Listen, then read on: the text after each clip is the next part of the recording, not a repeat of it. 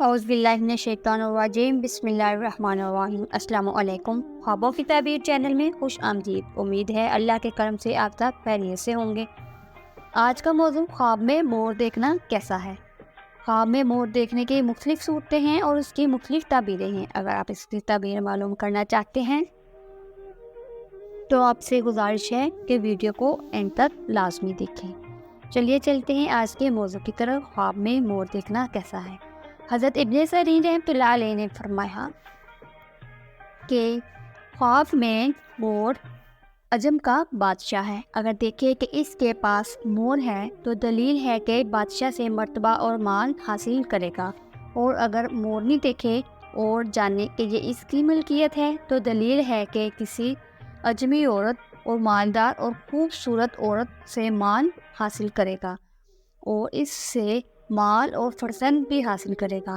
حضرت دانیہ رحمۃ اللہ علیہ نے فرمایا، خواب میں مور فسادی عورت ہے۔ اگر دیکھے کہ مور اس سے باتیں کرتا ہے تو دلیل ہے کہ ولایت پائے گا، اور اگر مور اور چکور کو ایک جگہ دیکھے تو دلیل ہے کہ کوئی پیغانہ اس کے عیال سے فساد کرے گا، اور اگر دیکھے کہ مور اس کے گھر سے اڑا ہے تو دلیل ہے کہ عورت کو طلاق دے گا، اور اگر دیکھے کہ اس نے مور کو مارا ہے تو دلیل ہے کہ کنواری عورت سے شادی کرے گا، اور اگر دیکھے کہ اس کے ہاتھ میں مور ہے تو دلیل ہے کہ مال اور نعمت پائے گا، اور اگر دیکھے کہ اس نے مور کا بچہ پکڑا ہے تو دلیل ہے کہ اس کے لڑکی پیدا ہوگی، اور اگر دیکھے کہ مور اس کے ہاتھ سے اڑا ہے تو دلیل ہے کہ بادشاہ سے جدا ہوگا۔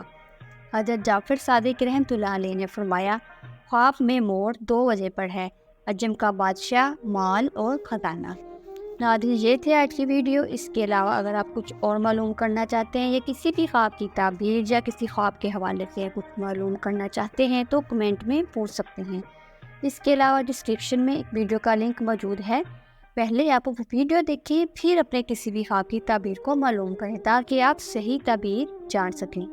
اپنا بہت سارا خیال رکھیے گا، دعاؤں میں یاد رکھیے گا۔ اللہ تعالیٰ آپ کا حامی و ناصر ہو۔ اللہ حافظ۔